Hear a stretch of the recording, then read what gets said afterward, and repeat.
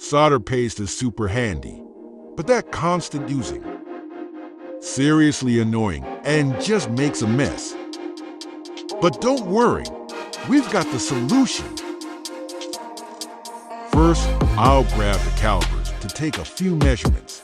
The shaft, the middle part, and the tip. With these measurements, we jump right into plasticity. I set the baseline and enter the dimensions. Then, a loft around its own axis. Sounds fancy, but it's pretty straightforward. I'll also add some grips on the side to make sure it feels great in the hand. For version 2, we're making it even more flexible. I've cut some holes into the shaft and voila! Now, let's get it to the 3D printer. Look how beautiful that is. And check this out.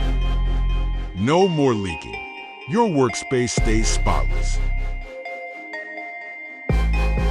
Version 1 fits like a glove. But version 2 is the real game changer. It really fits everything. Now you can keep everything neat and tidy. By the way, you'll find the download link for the design in the description. Thanks for tuning in. Feel free to drop a like, subscribe to my channel for more cool DIY projects, and I'll see you in the next video. Help me growing and subscribe.